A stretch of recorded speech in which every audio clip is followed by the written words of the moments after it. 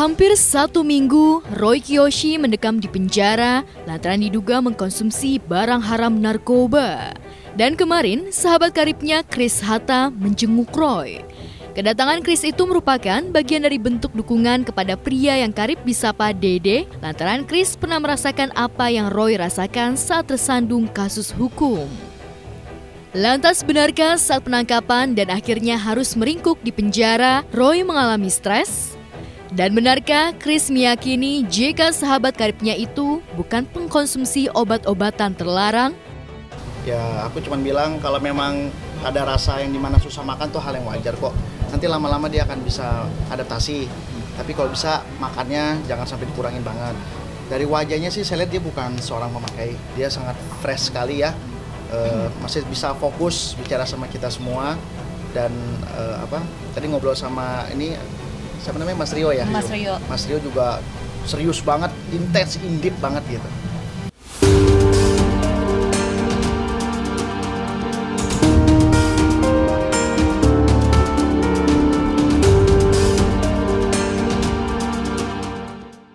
Ngobrol santai saja, sehat, tidak ada muka yang gimana lah.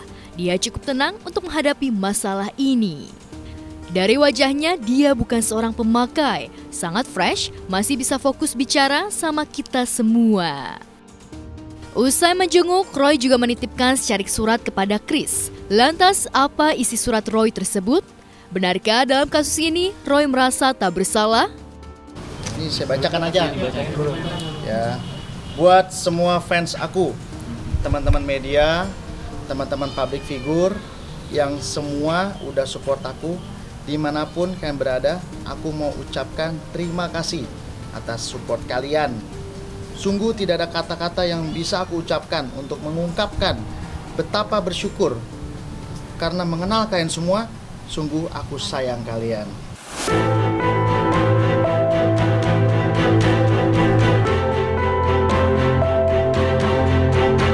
Dan benarkah di awal masa penahanan, Roy sempat mengalami stres lantaran dirinya merasa tak bersalah? Gini, Roy 2017 sakit, setelah itu Roy berobat, sembuh. 2019 Roy sakit lagi, kambuh lagi, dia berobat, sembuh. 2020 pada saat pandemi COVID, sesuai dengan anjuran pemerintah harus stay at home. Maka karena Roy stay at home, Roy ketakutan, dan cukup lama dia stay at home, maka dia mengalami mental distancing. Kayaknya lagi agak ngedrop. Aku dengar sih beberapa hari itu ada muntah-muntah. Ya kondisinya lagi kurang baik. Terus habis suntik vitamin juga gitu. Jadi ya kita doain aja ya yang terbaik gitu aku sih.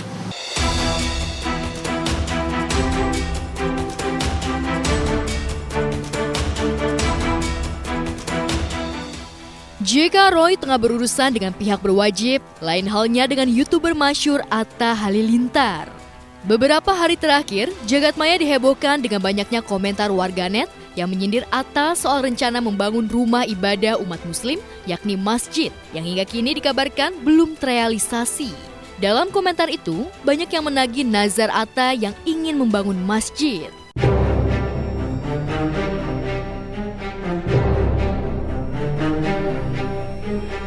Karena maraknya komentar nyinyir warganet soal pembangunan masjid, salah satu dari manajemen Atta angkat bicara.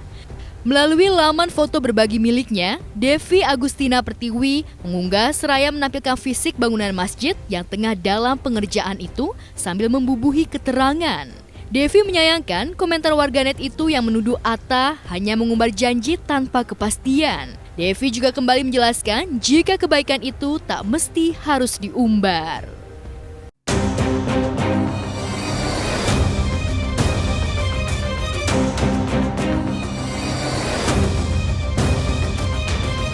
Setelah Devi berkomentar, Atta pun akhirnya menulis soal kegaduhan di jejaring maya yang menanyakan soal masjid yang dibuatnya. Atta menulis di feed Instagramnya jika masjid kedua yang bakal dibangunnya tengah dalam proses. Atta juga mempertanyakan kepada warganet soal rentetan rencana baiknya harus diunggah di kanal video dan foto berbagi miliknya agar para warganet tak melulu memberi umpatan kepadanya.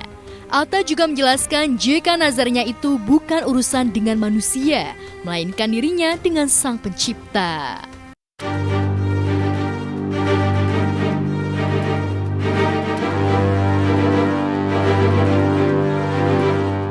Ungkapan kekecewaan Atta kepada warganet di laman foto berbagi itu pun justru mendapat dukungan dari para sahabat. Bukan hanya sahabat, orang yang kini dekat dengannya yakni Aurel Hermansyah itu pun memberi support. Ia menulis, "Semangat terus abang, gak usah dengerin orang-orang di luar sana. Kamu diam, tapi aku tahu apa yang kamu lakuin." Tulis Aurel dengan tambahan emotikon hati.